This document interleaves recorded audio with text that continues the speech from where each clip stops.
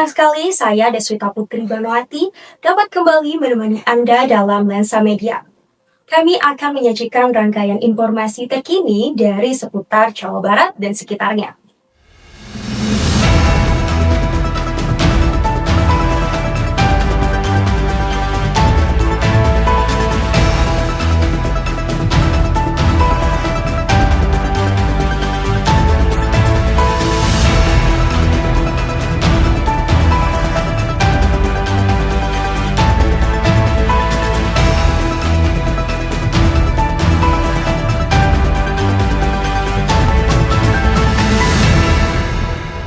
Kita awali informasi pertama dari Cibinong, Kabupaten Bogor. Untuk mendukung ekonomi lokal, pemerintah setempat menggelar Bogor Ramadan Fest untuk menyemarakan momen Ramadan 2026. Ratusan lapak kuliner di area Masjid Agung Baitul Faizin digratiskan khusus bagi warga lokal. Untuk mengetahui situasi terkini dari Bogor Ramadan Fest sore ini, kami sudah bergabung dengan reporter kami, Raja. Silakan laporan Anda. Baik Deswita dan juga saudara, saat ini saya melaporkan langsung dari Jalan Raya Tegar Beriman, tepatnya di area dekat dengan Komplek Masjid Agung Baitul Faizin Cibinong. Dapat dilihat saudara bahwa di jam operasional tepat pada pukul 16.40 ini aktivitas sudah mulai dipadati dengan pelaku usaha, begitu juga dengan warga yang sedang mencari takjil. Program Bogor Ramadan Fest ini menyediakan 100 lapak UMKM gratis, khusus bagi warga ber-KTP Kabupaten Bogor. Guna memastikan keadilan, Pemda menerapkan aturan ketat, di mana satu kartu keluarga hanya bisa mendaftar satu kali. Ada teknis pendaftarannya karena kami binaan Disdagin, jadi kami menghubungi Bapak Inan atau Desi. Terus karena kami ini sudah binaannya, jadi kami hanya sekali diperbolehkan selama 1 minggu untuk berjualan di sini untuk berganti dengan UKM yang lainnya, Kak. Dalam penyelenggaraan program ini, pemerintah Kabupaten Bogor juga turut menggandeng Dinas Perdagangan dan Perindustrian guna memastikan area tetap tertib dan bersih hingga setelah jam operasional berakhir. Disdagin juga turut berkoordinasi terkait dengan lokasi yang dipilih. Alasannya dari Pak Bupati memilih area di sini karena satu, ini adalah salah satu pusat pemerintahan Kabupaten Bogor, dan juga memang biasanya kalau kegiatan Car Free Day semua UMKM dipusatkan di area ini. Jadi area ini salah satu yang dipilih. Sebetulnya ada 2 lokasi yang dipilih, area Tegar Beriman dan satu lagi ada di Pakansari, di Stadion Pakansari. Bagi masyarakat yang ingin berburu takjil di sekitar Masjid Baitul Faizin, area ini akan terus beroperasi hingga sahur nanti demi mewujudkan tujuan meningkatnya perekonomian daerah. Demikian informasi yang bisa saya sampaikan. Kembali ke studio, Deswita. Terima kasih Raja atas laporannya. Usai menyimak kemeriahan Ramadan di Cibinong, mari kita beralih ke informasi selanjutnya.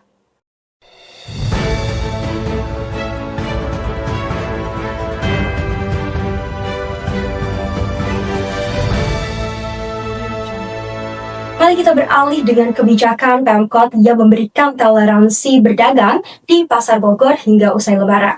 Namun, estetika kota kini menjadi taruhannya. Kami sudah terhubung langsung dengan reporter kami. Raja, silakan. Baik Deswita dan juga saudara, saat ini saya sedang berada di kawasan Pasar Bogor. Dapat Anda saksikan aktivitas jual beli pedagang kembali padat, meski baru 4 hari yang lalu pemerintah Kota Bogor dan Menteri Lingkungan Hidup melakukan aksi pembersihan besar-besaran. Namun, di balik kembalinya aktivitas tersebut, para pedagang kini tengah bersiap menghadapi proses relokasi. Kebijakan toleransi hingga usai Lebaran menjadi kesempatan terakhir bagi para pedagang sebelum akhirnya area ini dikosongkan untuk proses pembongkaran total. Ya sebetulnya sih pengennya seterusnya bertahan di sini. Ya, tapi kan mau nggak mau ibaratnya pasar induknya udah dirobohin, terus jalan udah mau ditutup, gimana kita mau bertahan gitu. Ya udah, mau nggak mau ya pasti kebijakannya sampai akhir Lebaran ini kita pindah. Baik, untuk mengetahui bagaimana pengawasan di lapangan selama masa transisi ini, saya akan berbincang dengan Bapak Burhan selaku penanggung jawab daripada proyek di Pasar Bogor ini. Selamat siang Pak Burhan. Siang, Pak. Selama masa toleransi pedagang berjualan sampai setelah Ramadan nanti, setelah Lebaran, apa yang menjadi fokus utama Bapak dalam mengawasi area ini agar tidak mengganggu persiapan teknis dari pembongkaran ini, Pak? Bapak mengutamakan keselamatan semua orang di dekat pasar. Fokus kami untuk ke depan untuk pembongkaran dari pasar ke Pelaja diambil dari atas. Ini sistem itu turun ke bawah. Baik. Meski pengawasan teknis terus berjalan, tantangan terbesar saat ini adalah menjaga keseimbangan antara kondisi ekonomi pedagang, ketertiban jual beli, dan kesiapan area proyek. Di masa toleransi ini memang memberikan ruang bagi ekonomi warga, namun dibutuhkan juga komitmen yang kuat terhadap disiplinan agar segala fungsi yang sedang dijalankan bisa tetap terjaga dengan baik. Deswita. Baik, terima kasih Rajo atas laporannya. Pemirsa, mari kita beralih ke informasi berikutnya.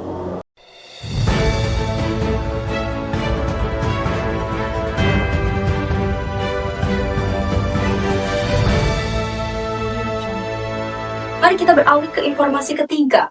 Bahaya longsor kembali mengancam keselamatan warga di Jalan Raya Cilebut, Bogor. Meski titik longsor dekat dengan pemukiman warga, hingga kini belum ada penanganan serius dari dinas terkait. Kita segera bergabung dengan rekan saya di lokasi. Rajo, silakan laporan Anda. Ya, baik Deswita dan juga saudara, saat ini saya sedang berada di Jalan Raya Cilebut. Tepat di belakang saya Anda bisa melihat antrean kendaraan yang cukup padat akibat daripada terjadinya longsor tebing setinggi 8 meter yang terjadi pada 29 Januari lalu. Meski sudah 3 minggu berlalu, belum ada tanda-tanda perbaikan permanen. Yang tersedia hanyalah garis polisi dan pembatas jalan, yang tentunya mengambil sebagian ruang gerak kendaraan. Kondisi ini kian berbahaya saat malam hari, karena minimnya penerangan, serta potensi jalan yang licin akibat hujan. Biasanya jam berapa Pak untuk kemacetan yang parah? Jam 7. Jam 7? Jam 7 pagi. Jam 7 pagi. Sampai jam 9 malam. Oh, jam 9 malam. Di atas ada beberapa yang jaga jalan ya Pak ya? Itu merupakan inisiatif warga sendiri atau bagaimana Pak? Inisiatif warga, terus ada diizinkan dari Polantas. Ya, kalau minta mah harus segera diperbaiki lah, dibangun.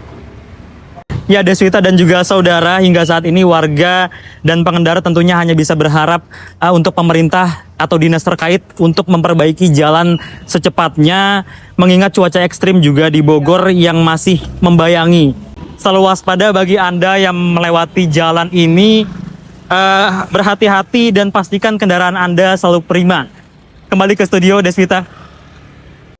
Baik, terima kasih Rajo atas laporannya. Pemirsa, mari kita beralih ke informasi berikutnya.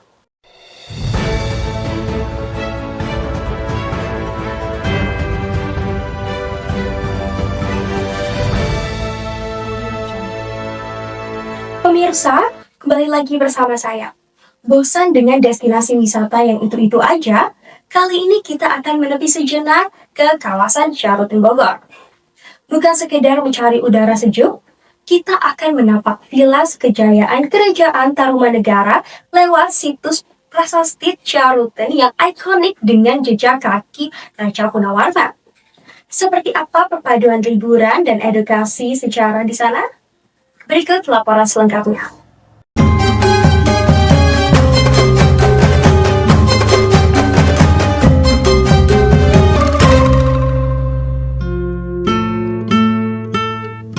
Nah pemirsa, situs yang berada di desa Ciarutin Ilir ini merupakan salah satu bukti otentik keberadaan Kerajaan Tarumanegara, menjadikannya warisan sejarah yang sangat bernilai. Namun, di balik batu-batu besar ini, tersimpan detail-detail sejarah dan cerita pelestarian yang hanya diketahui oleh mereka yang menjaganya setiap hari. Untuk mengulas lebih dalam mengenai sejarah dan kondisi situs saat ini, yuk kita simak penuturan dari juru pelihara berikut ini. Pak, saya ingin tanya-tanya nih Pak terkait dengan prasasti yang ada di dekat kita ini, bagaimana cerita sejarahnya ini Pak? Nah, yang ada di hadapan kita ini dikenal dengan nama situs kebun kopi. Di sini juga ada beberapa temuan tinggalan arkeologis yang lainnya. Ada batu segitiga, ada batu umpak, ada batu datar.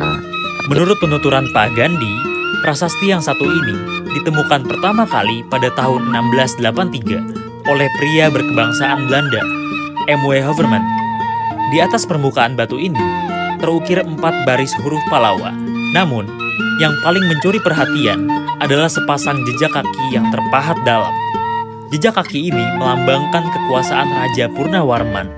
Baik pemirsa, itu tadi wawancara saya dengan Pak Sugandi selaku juru pelihara dari situs-situs peninggalan sejarah yang ada di sini gitu.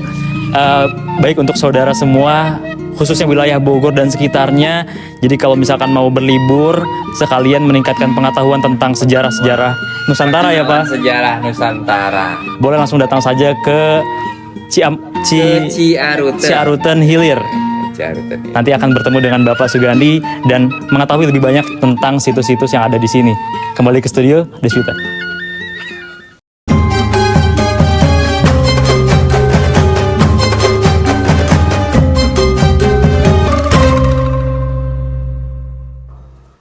Terima kasih Rajo atas laporannya. Pemirsa, informasi tadi sekaligus menutup perjumpaan kita pada Lensa Media hari ini. Saya Deswita Putri Banawati, pamit undur diri. Terima kasih dan sampai jumpa.